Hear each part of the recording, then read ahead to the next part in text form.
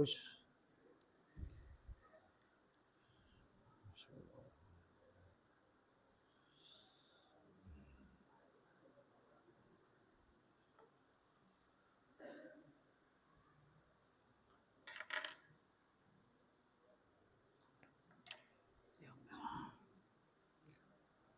Jamaah sekalian yang Allah rahmati, Assalamualaikum warahmatullahi wabarakatuh. Alhamdulillahirabbil alamin wassalatu wassalamu ala asyrafil anbiya'i wal mursalin nabiyina Muhammadin wa ala alihi wa sahabati ajmain, amma ba'd. Subhanaka la ilma lana illa ma 'allamtana innaka antal alimul hakim wa tub alaina innaka antat tawwabur rahim. Allahumma inna nas'aluka ilman nafi'a wa rizqan wasi'a wa amalan mutaqabbala. Allahumma ij'al lana min kulli dhikin makhraja wa min kulli hammin faraja wa min kulli bala'in afiyah. Wa na'udzu bika min ilmin la yanfa' min qalbin la yakhsha wa min nafsin la tusba' wa min da'watin la tustajabulah. Ikhwati wa akhwati yang Allah rahmati. Nampaknya sudah lama hingga kita ketemu ya. Semenjak Ramadan ya. Ramadan itu ada tugas yang tidak bisa ditolak gitu. Jadi mohon maaf. Berarti sudah berapa bulan ini? 3 bulan ya. Aduh, Masya Allah. Baiklah ikhwan, mengenang kembali Al-Quran yang selalu kita baca. Kita malam ini insya Allah akan mengambil hikmah dari beberapa ayat yang insya Allah kita akan telah bersama. Pada surat An-Najm ayat 40, boleh Pak Min lihat nanti. Surat An-Najm ayat 40. Dan nanti ada surat At-Taubah ayat 105 itu. Karena ini tafsir ayat-ayat itu oleh Ibnu Katsir, kadang-kadang beliau rahimahullah taala mentafsirkan ayat kepada ayat gitu. Atau mungkin ayat kepada hadis dan seterusnya. Maka ini ayat di dalam surat An-Najm beliau mentafsirkannya dengan surat At-Taubah 105. Bunyi surat An-Najm ayat 40 adalah singkat tapi padat makna. A'udzubillahi minasyaitonirrajim wa anna sa'yahu saufa yura. Wa anna sa'yahu saufa yura. Dan adapun perbuatannya, apa yang dilakukannya, gitu loh. Sa'i itu apa? Sa'i itu dari Safa ke Marwah ya. Itu berjalan. Di sini perjalanan hidupnya gitu loh. Saufa yura, pasti akan dilihat atau diperlihatkan. Gitu. Ini kaitan ikhwan fillah dengan apa yang kita perbuat selama kita hidup di dunia. Makanya Ibnu Katsir mentafsirkan di ayat At-Taubah tadi, yang mana surat At-Taubah berbunyi A'udzubillahi minasyaitonirrajim wa qul i'malu fasayarallahu amalakum wa rasuluhu wal mu'minun wa saturadduna ila alamil ghaibi wa syahadati fayunabbi'ukum bima kuntum ta'malun. Maka katakanlah wahai Muhammad kepada masyarakat gitu kan, kepada masyarakat jahiliyah, umumnya kepada masyarakat manusia, lakukanlah perbuatan-perbuatan yang kalian ingin lakukan, bebas gitu loh. Silahkan melakukan apa saja. Namun ingat, perbuatan yang kalian lakukan itu fasayarallahu amalakum wa rasuluh. Maka Allah akan melihat karyamu. Karyamu yang Allah lihat itu disaksikan juga oleh Rasul Allah. Dan secara umum orang-orang beriman. Sebetulnya ini ayat untuk mengontrol sosial. Jadi ini ayat untuk alat pengontrol sosial masyarakat kita. Dengan ayat ini kita harus berhati-hati. Harus juga banyak mawas diri, gitu. Dan harus juga ikut memperkaya dunia dengan apa? Dengan amal-amal soleh. Itu. Ini ayat ini. Fasayarallahu amalakum wa rasuluhu wal mu'minun. Karena amal kita ini akan dilihat oleh Allah, oleh Rasul, dan oleh semua orang beriman. Kemudian wasaturadduna ila alamil ghaibi wasyahadah. Lalu Allah SWT mengembalikan kalian kepada alam gaib dan alam yang nyata. Nah itu. Akhirat alam gaib bukan. Tapi alam nyata bukan. Nyata. Gaib sekarang karena belum kita jumpai. Tapi nyata nanti kalau kita sudah berjumpa. Nah, untuk berjumpa dengan alam yang Allah sampaikan di sini, kita harus mempersiapkan diri dengan sebaik-baiknya. Karena apa?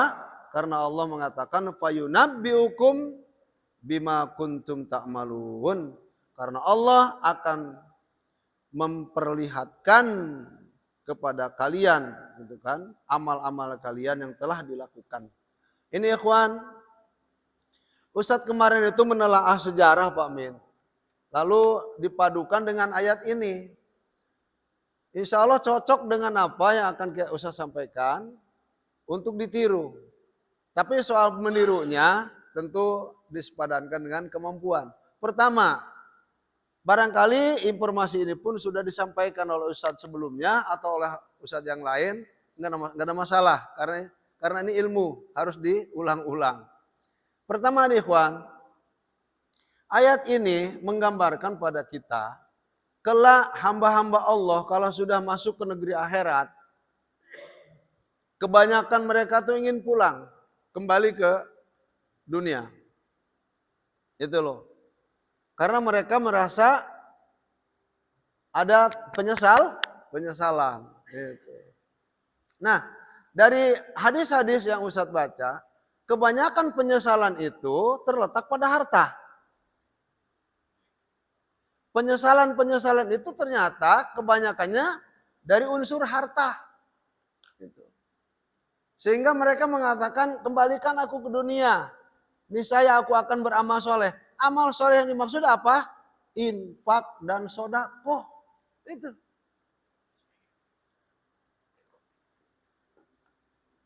Jadi mereka tuh minta dikembalikan untuk apa? Untuk bisa bertransaksi, itu loh, melalui infak dan sodakoh demi kebaktian pada Allah.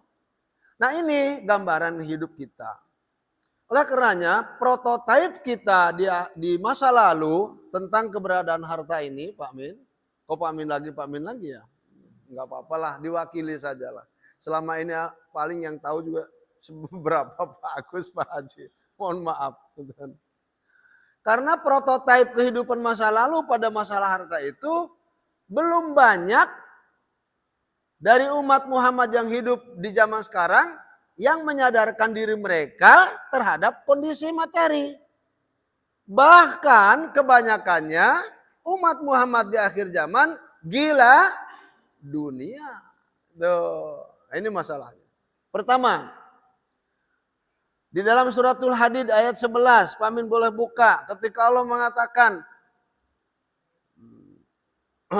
Man dzalladzi yuqridullaha qardan hasana fayudha'ifahu lahu wa lahu ajrun karim. Itu. Barang siapa yang menggadaikan hartanya di jalan Allah, maka Allah akan lipat gandakan pahala dan kebaikannya. Kelak di akhirat akan diganjar, diberi pahala, imbalan dengan imbalan yang mulia, yang terhormat. Allahu Akbar. Ini ayat ketika disampaikan oleh baginda kita Muhammad Sallallahu Alaihi Wasallam kepada para sahabatnya, ini kisah sudah usah sampaikan belum? Wallahu alam. Saya rasa udah, tapi masa lalu. Ayat ini didengar oleh orang atau sahabat Rasul yang bernama Abu Dahdah. Ingat kisah Abu Dahdah? Yuk kita ingatkan kembali, karena ini penting ditiru. Kata Abu Dahdah, Ya Rasulullah, wa inna allaha la yuridu minal qarad. Ya Rasulullah, apakah iya Allah butuh pinjaman dari kita? Al-qardu itu pinjaman. Itu kan di bank syariah itu ada produk bank syariah, ada qardul hasan, ada qard yang lain seperti murabahah dan mudharabah, itu qard. Apakah Allah butuh dari kita pinjaman? Maka Rasul faqala mengatakan na'am. Iya, bahwa Allah butuh pinjaman. Padahal Allah pemilik segala-galanya. Jika demikian ya Rasul, ulurkan tanganmu. Subhanallah. Jika demikian adanya, ulurkan tanganmu kepadaku ya Rasulullah. Lalu fatanawalah, kemudian tangan yang mulia itu dijabat oleh Abu Dahdah tadi. Dan dia bertransaksi. Apa bunyi transaksinya? Dengarkan baik-baik. Dengarkan baik-baik. Fa inni qad aqradtullaha haiti. Allahu Akbar. Jika memang Allah butuh pinjaman ya Rasulullah, aku sekarang melalui jabat tangan dengan engkau, aku transaksi. Aku sekarang telah pun menggadaikan tembokku ini. Tembok itu mengisyaratkan dia punya kebun, Pak Min. Dia punya kebun yang sudah rapi di benteng. Isinya 600 pohon kurma yang sedang ranum berbuah. Siap panen raya. Masya Allah. Di dalamnya masih ada istrinya, ada anaknya, dan rumahnya. Jadi infaknya tidak bilang-bilang dulu sama istrinya ini. Padahal di dalamnya 600 pohon kurma. Di kita barangkali 600 pohon mangga dermayu. Dermayu masih kalah harga dari mangga dari Majalengka tuh. Majalengka itu apa? Masih ingat ya? Mangga apa Majalengka itu? Gedong gincu. Itu tinggi harganya, lebih mahal dari yang lain. 600 pohon bayangkan. Lalu setelah transaksi itu dilakukan oleh Abu Dahdah pamitan kepada Rasulullah SAW, bergegas ikhwatal iman menuju keluarganya. Di tengah jalan berteriak-teriak, ya Umma Dahdah. Ya Umma Dahdah, kalau tadi Abu Dahdah ayahnya Dahdah, sekarang ibunya Dahdah berarti anaknya Dahdah. Wahai istriku, Umma Dahdah, ibunya Dahdah. Ukhruji, keluar kalian. Keluar kamu dari kebun ini. Berteriak-teriak itu Abu Dahdah. Sesampainya dia di rumahnya, istrinya sudah menyambut di depan pintu, lalu blak pintu dibuka, kata istrinya, labbaik. Labbaik itu apa? Ada umroh, ada haji. Labbaik Allahumma labbaik, labbaik la syarika lak, labbaik innal hamda wa ni'mata wal mulk la syarika lak. Labbaik itu aku jawab seruanmu wahai suamiku. Dijawab seruannya oleh istrinya, tapi kok nggak biasanya kamu teriak-teriak begini? Ada apa gerangan? Gitu loh. Kata Abu Dahdah, Ismail, dengarkan baik-baik. Fa inni qad aqradtuhu lillah. Masya Allah, azza wa jalla. Tempat ini sudah aku pinjamkan seluruhnya kepada Allah Subhanahu wa taala. Bukan milik kita lagi hari ini. Ukhruji, keluar kamu, bawa anak kita, bawa peralatan rumah tangga kita secukupnya. Ini bukan milik kita lagi. Allahu Akbar. Kira-kira kalau istri kita bagaimana responnya? Saya sih inginnya lebih soleha. Tapi Masya Allah ini luar biasa. Jawaban istri yang soleha tadi sudah bilang labbaik, malah menjawab begini. Robbi hati jaruka ya Abu Dahdah. Betapa untungnya perniagaan yang kau lakukan itu wahai suamiku Abu Dahdah. Allahu Akbar. Maka Rasul menghentikan kisah ini dalam hadisnya, mengatakan berapa banyak di surga kelak pohon kurma yang dimiliki oleh Abu Dahdah. Mudliyatun, buahnya menjuntai dari atas ke bawah, menandakan isyarat betapa mudahnya dipetik dan betapa nikmatnya dicicipi. Bahkan di riwayat yang lain, pohon kurmanya bukan terbuat dari pohon biasa, namun terbuat daripada intan emas permata. Allahu Akbar. Ini kisah pertama. Kisah pertama di materi bukan? Di materi. Yang mana materinya adalah kebun tadi 600 pohon kurma. Yang sekarang ada lagi informasi. Ini masuk pada wilayah ilmu paroid sebetulnya. Ada dahulu kala panglima tentara yang kalau perang selalu menang. Dia telah menaklukkan negara Iran dengan terjadinya perang Al-Qadisiyah. Dia pernah melanglang buana ke Asia di abad ke-6, bahkan pernah ke Medan. Matinya pun dia di Cina. Siapa pemain?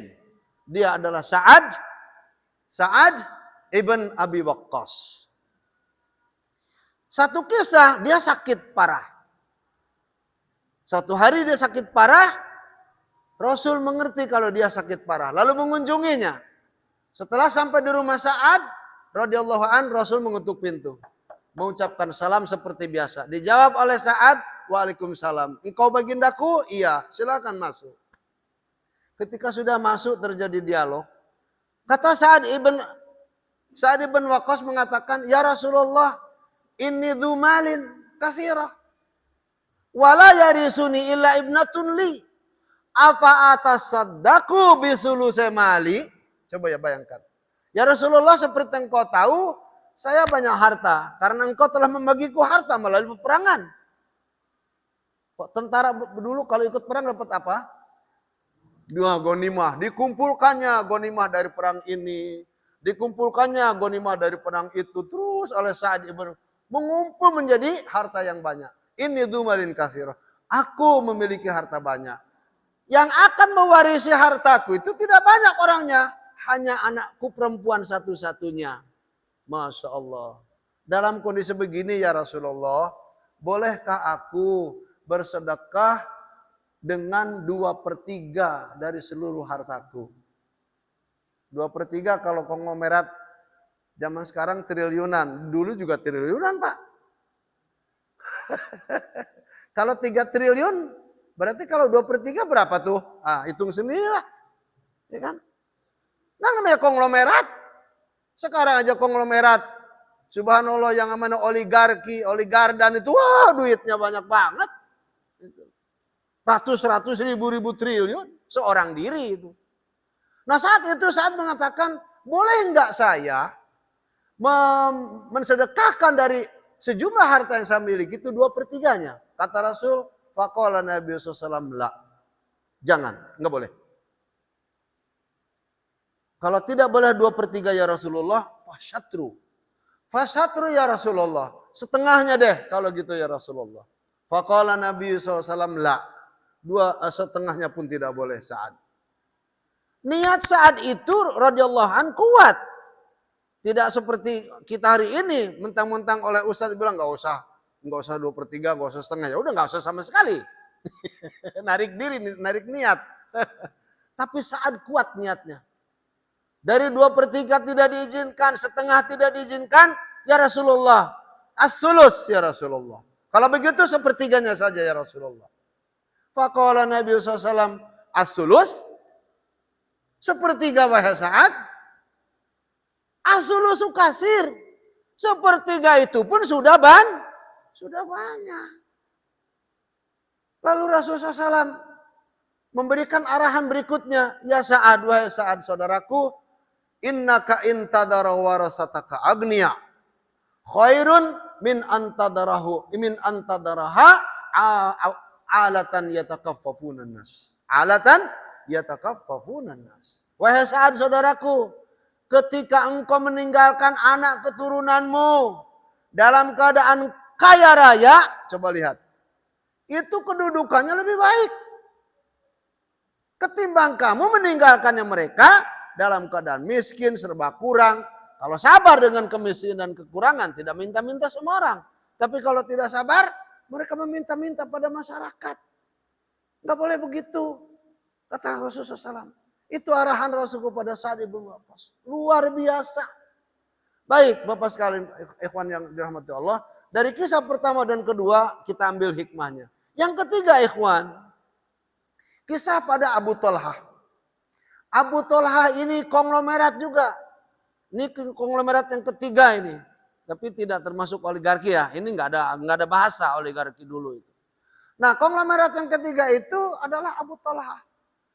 Ketika Allah berfirman, dan firman oleh disampaikan oleh Nabi kita Muhammad sallallahu alaihi wasallam. A'udzubillahi minasyaitonirrajim. Lan tanalul birra hatta tunfiqu mimma tuhibbun. Sekali-kali kalian tidak akan mendapatkan kebaikan sebelum kalian menginfakkan harta yang paling dicintainya oleh kalian. Allahu Akbar. Semua kita pasti, saya rasa ini, saya tidak memastikan insya Allah. Namun ini kepada kepastian. Semua orang dari kita ada sesuatu yang dilebihkan kecintaannya, baik pada harta ataupun pada anak keturunan. Ayo, merasa enggak? Saya merasa ini. Saya sekarang merasa. Karena anak saya yang namanya sedang sakit di rumah sakit, Pak Min. Anak ini yang paling saya sayangin. Udah 3 malam nih, DBD. Hati-hati dengan DBD. Antum harus jaga baik-baik kebersihan. Nah, jangan kena DBD. Gitu. Pasti seseorang dari kita ada. Baik dari harta ataupun keturunan atau apa saja yang dimiliki yang kecintaannya itu lebih. Termasuk Abu Tolha radhiyallahu an sebagai sahabat Rasulullah. Dia pun memiliki banyak harta, kebun-kebun di mana-mana. Ya Allah, rumah, ya kan?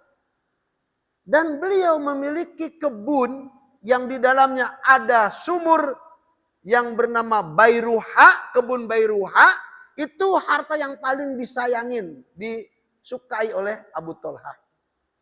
Namun ikhwan, ketika mendengar ayat ini dibacakan oleh Rasul, lalu kata Abu Tolha, tiba-tiba kepada Rasul berbicara, ya Rasulullah, aku telah mendengar ayat Al-Quran yang engkau bacakan itu, dan aku paham maknanya. Ya Rasulullah, ada sesuatu yang paling aku cintai dari hartaku. Dan engkau pun sering mencicipinya di dalam kebun itu. Engkau sering meminum dari sumur itu. Yaitu kebun Bairuha yang di dalamnya ada sumur itu. Itulah hartaku yang paling aku cintai. Karena Allah telah berfirman seperti itu. Ya Rasulullah, aku serahkan kepadamu hartaku itu. Yang paling aku sayangin itu. Gitu loh. Aku serahkan kepadamu. Terserah. Mau dijadikan apa kek? Kata Abu Tolha. Mau diinfakkan. Fisabilillah. Dijual lalu beli alat senjata. Atau untuk infak. Silahkan terserah engkau wahai Rasulullah. Urusannya urusan engkau. Aku hanya menyerahkan saja. Dan aku hanya berharap kebaikan daripada Bairuha yang aku miliki itu. Semoga Allah memberikan pahala untukku, kata beliau. Maka Rasul menjawab, Bakhin dalika malun rabi' atau kama qala Rasulullah SAW. Bakhin itu bahasa Arab. Kalau orang Arab sudah ngomong bakhin itu, wow, ente bahagia kalau gitu. Untung banyak gitu loh maksudnya. Bakhin. Untung banyak kamu kalau begitu, kata Rasulullah SAW. Dan itu merupakan harta yang paling banyak menghadirkan kepada kamu itu keuntungan dan keberkahan. Bakhin dalika malun rabi'. Tetapi kata Rasulullah SAW, aku akan kembalikan lagi kepadamu hartamu itu. Dikembalikan lagi oleh Rasul kepada Abu Tolha dengan arahan beliau Sallallahu Alaihi Wasallam. Nah ini arahannya bagaimana? Aku serahkan kembali harta ini kepadamu dan kamu bagi-bagikan secara skala prioritas. Bagi-bagikan hartamu itu kembali kepada manfaat ahli kerabatmu. Jadi yang paling dekat itu harus lebih dapat lebih awal. Jadi itu hartanya dibagikan kepada karib kerabat Abu Tolha. Ternyata dalam hadis itu, Pak Min, paman dia ini sudah habis dibagikan, hanya tinggal sedikit. Paman dia itu, pamannya Abu Tolha. Kalau paman dalam Islam apa paman? Paman itu jangan lupa. Paman itu bukan uak. Paman itu adalah seorang laki-laki, saudara ayah, baik dia adik ataupun kakak. Itu paman dalam Islam. Berbeda dengan seorang laki-laki, saudara ibu. Kalau dalam Islam, seorang laki-laki saudara ibu namanya khol. Kalau perempuannya adalah kholah. Kalau am adalah seorang laki-laki, saudara ayah kita, apakah itu adik ataupun kakaknya, itu adalah am. Perempuannya adalah ammah. Itu bedanya. Salah satu paman daripada Abu Thalhah belum menikah. Maka dengan dikembalikannya harta Bairuha kepada pemiliknya, itu Abu Thalhah, setelah dibagi-bagikan, kemudian separuh dari harta itu untuk pernikahan pamannya yang belum menikah. Dijodohkan dengan wanita yang dipilihnya. Allahu Akbar. Ini informasi. Jadi ayat tadi, wa inna sa'yahu sawfa yura, ini ayat. Maka karyamu kelak akan Allah lihat atau akan diperlihatkan oleh Allah kepada kita apa yang telah kita lakukan. Jangan nanti kita menyesal mau dikembalikan ke dunia saat kita punya harta kita tidak menginfakkan. Itu. Jadi ini informasi yang menarik. Apatah lagi hari ini ikhwan, Palestina, makanya nggak ke sini itu sebab Ustadz di Ramadan kemarin itu tamu dari Palestina itu ngeburudul, apa ngeburudul? Banyak datang ke Indonesia. Nah Ustadz punya tugas menjadi penerjemah kemana-mana. Sebagian waktu ke Jakarta, sebagian waktu ke Cianjur, sebagian waktunya ke Bontang. Allahu Akbar. Itu. Jadi mohon maaf kemarin jadwal sini nggak ada yang ngisi tapi ya. Alhamdulillah. 21 kan Pak Min? Malam 21 itu Ustaz berangkat ke sana. Apalagi sekarang masalah Palestina. Rapah yang dulu masih aman, habis. Saya sudah sampaikan kepada hadirin semuanya. Anak saya ketika 3 bulan saya ke sana, membawa bantuan dari dompet apa itu. Dengan ketak-ketir kita sebetulnya melepas beliau. Tapi alhamdulillah kembali lagi.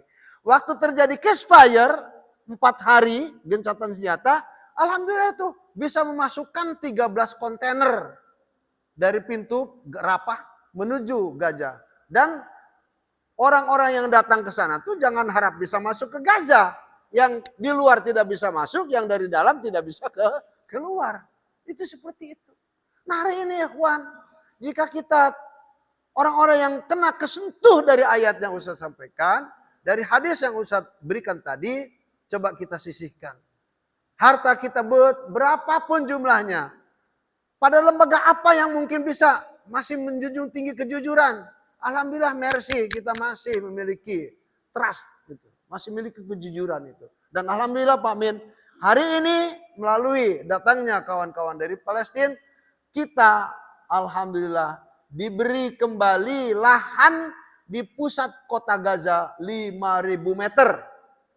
Allahu Akbar. Kita bekerja sama dengan Kementerian Kesehatan Palestina dan itu kemarin melalui Dr. Umar, Ustaz sendiri yang menerjemahkan, Umar juga penerjemahnya, gitu kan, dapat 5.000 meter. Untuk apa?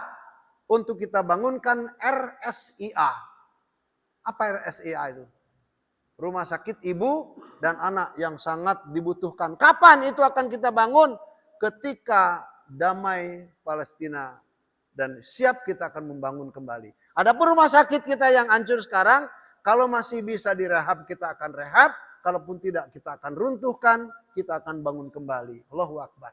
Ini masalahnya.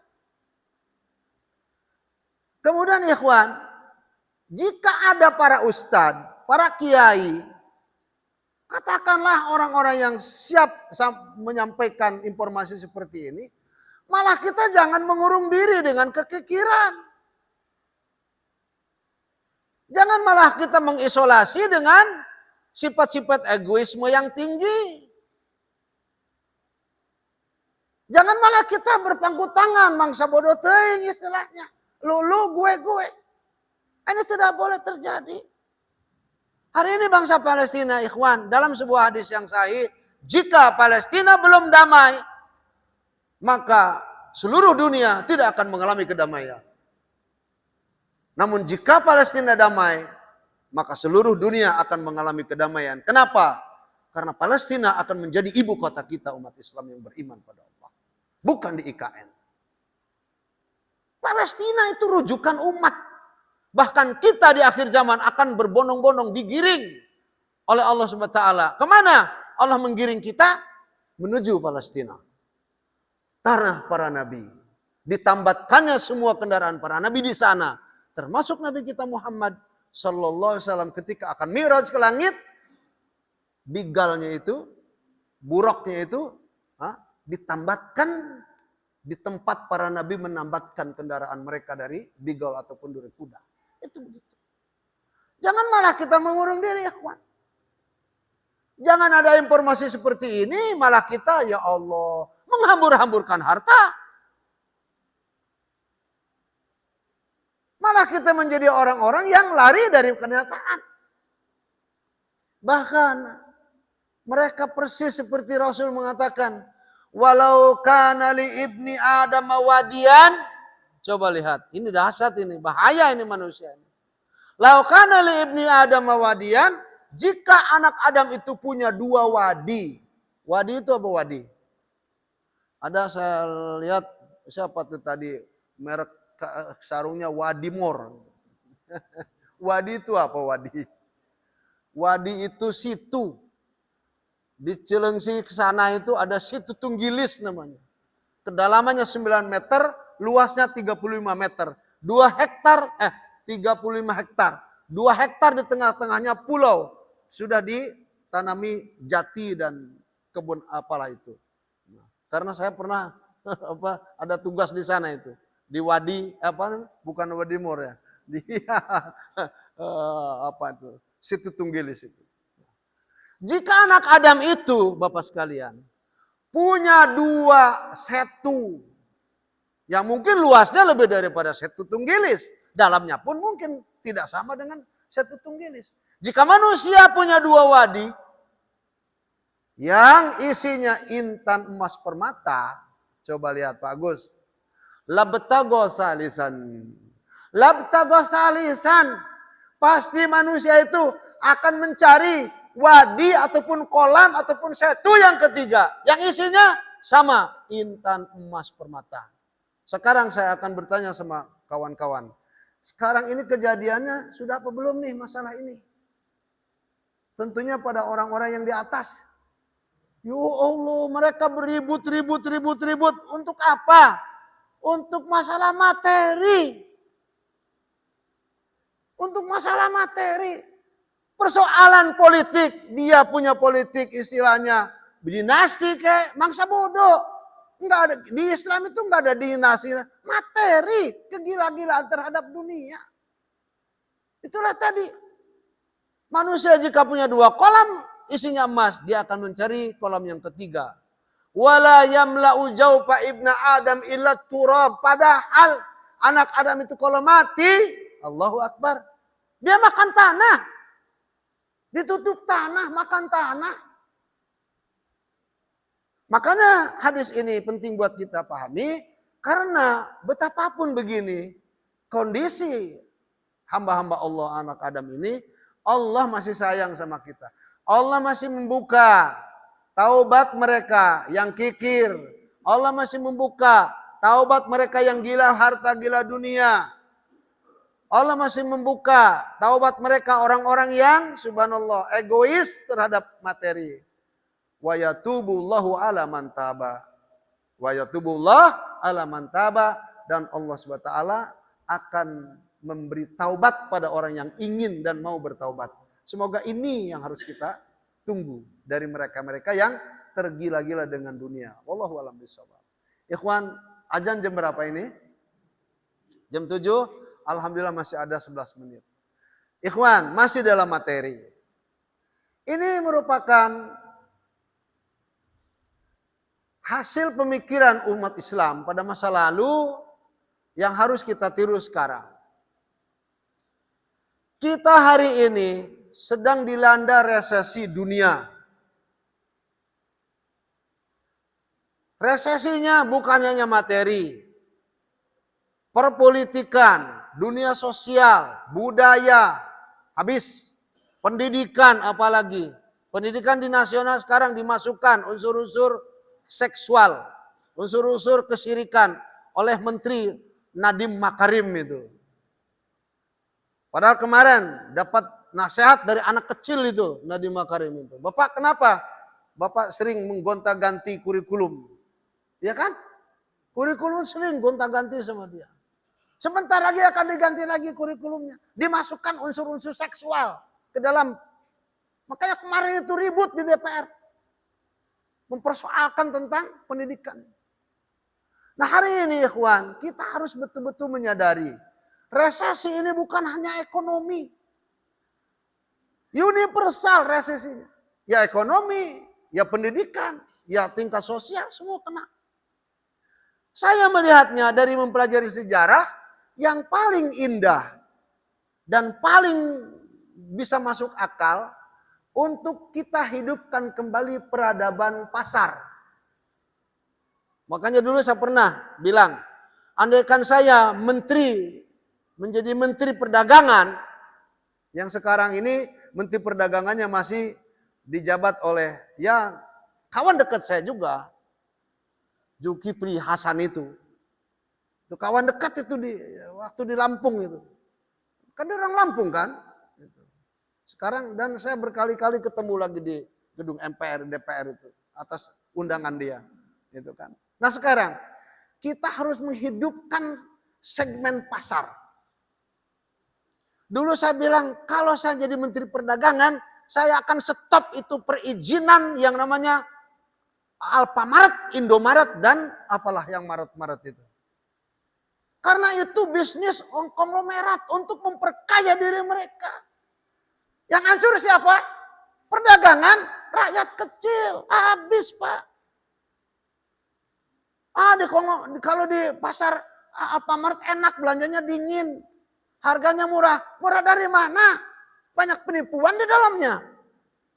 Apa tidak sadar tentang itu? Itu loh. Nah kita hari ini agar umat Islam ini mendapatkan ketenangan dalam jiwa, kita hidupkan masalah ekonomi. Kasus ini ikhwan terjadi pada saat Rasul hijrah dari Makkah ke kota Madinah. Apa yang Rasul lakukan di awal waktu?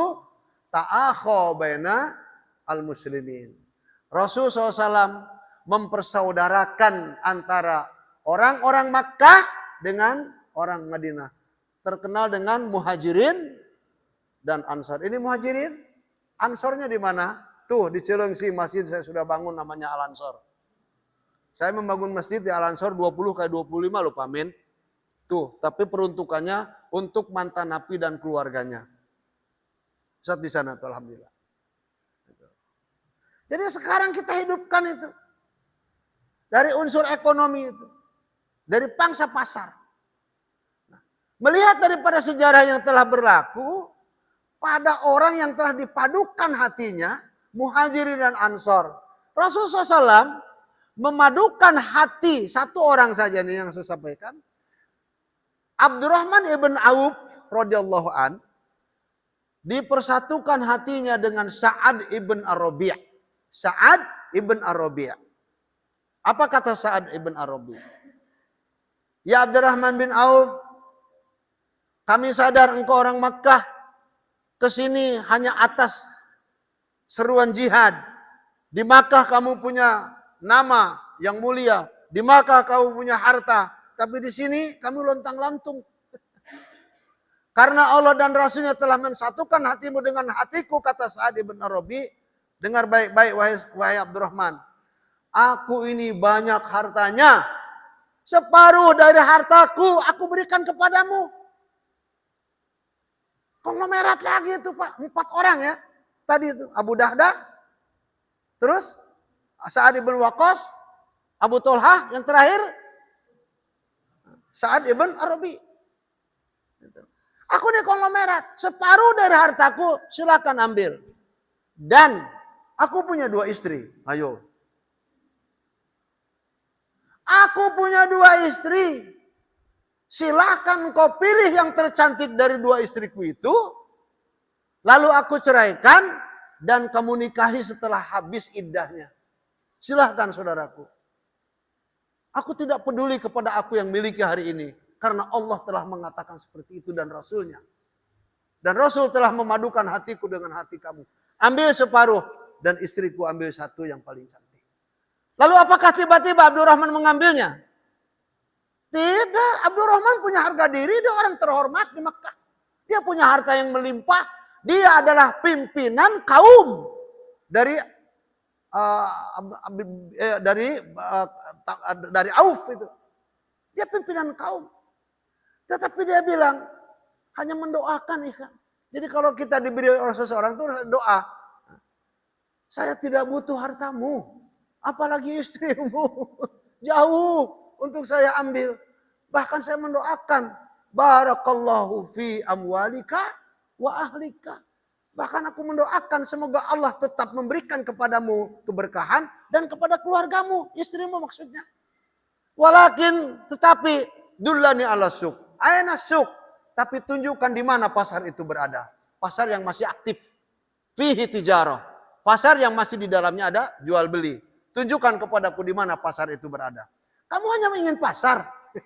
Kata Sa'ad ibn Arabi. Iya, saya ingin pasar. Jika engkau hanya ingin pasar, aku tunjukkan. Pasar Bani Qainuqa itu yang masih aktif. Qainuqa itu siapa? Yahudi Qainuqa. Ada Yahudi Banu Mustalik, ada Ghatfan, ya kan? Ada Quraizah. Nah ini pasar yang masih aktif dimiliki oleh Yahudi Bani Qainuqa. Lalu diberi modal oleh Sa'ad radhiyallahu an, Abdurrahman masuk ke pasar. Masuk ke pasar dengan membawa kejujuran, timbangan tidak kurang, meteran apalagi. Subhanallah. Dibawanya itu cara-cara niaga yang baik, penuh akhlak. Dalam sekejap ikhwan, pasar Bani Qainuqa itu langsung dikuasai oleh Abdurrahman bin Auf, gulung tikar. Menjadi kaya lagi enggak Abdurrahman? Kaya raya lagi di Madinah. Sementara harta di Mekah luar biasa melimpah. Ini harus kita lakukan. Jadi hari ini ikhwan, dulu Ustaz pernah mengarahkan kepada antum, tolong dari gaji antum, beli tanah. Pernah nggak Ustaz memang begitu? Tolong dari antum, ada 100 juta beli tanah di Jonggol ke di mana? Tolong dari antum punya uang 200 juta, beli ke tanah di kampung antum. Tanami di atas tanah itu hal-hal yang meskipun antum tidak butuh, hasilnya untuk fakir miskin. Hasilnya untuk orang-orang yang membutuhkan.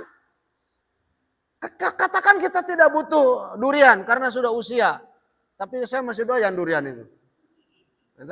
Atau kita tidak butuh makan rambutan Aceh pelat atau Aceh apalah. Atau kita tidak butuh nanas. Jangan memikirkan kita yang tidak butuh. Di samping kita masih banyak sekali orang yang butuh. Ini cara Abdurrahman ibn Auf. Maka saran Ustadz di entah tahun kapan itu, kalau hari ini dilakukan pun belum terlambat. Yang punya uang hari ini, tolong beli tanah. Sebelum tanah ini diambil oleh Cina semuanya. Bahkan Luhut bin Sarpanjaitan itu memberikan 1 juta hektar di Kalimantan untuk siapa? Untuk orang Cina. Sementara kita 1 orang muda dapat 200 meter aja susah payah. Betul enggak, akhi? Makanya beli tanah. Bagi yang punya uang beli tanah. Boleh jual tuh mobil odong-odongnya, dorok-doknya, beli tanah. Untuk supaya tanah itu kita siapkan untuk tanaman-tanaman yang manfaat untuk masyarakat. Maka dengan demikian ikhwan, semoga ayat tadi, wa inna sa'yahu sawfa yura, bahkan kelak di akhirat, karyamu akan Allah perlihatkan. Kalau sudah kita lihat, ya kan? Kita sudah meniru Abu Thalha, kita sudah meniru Abu Dahdah, kita sudah meniru daripada Sa'ad ibn Abi Waqqas. Kita sudah meniru daripada Abdurrahman bin Auf bersama Sa'ad ibn Arabi. Wa inna sa'yahu sawfa yura. Dan dibahas dari ayat Taubah 100:05 tadi. kita tidak akan keleleran di akhirat kelak insyaallah taala. Maka ikhwan fillah yang dirahmati Allah Subhanahu wa taala, baik-baiklah mempergunakan harta yang Allah beri kepada kita. Jangan kelak malah menjadi kenikmatan yang dipertanggungjawabkan oleh kita dan saat itu kita tidak bisa mempertanggungjawabkannya.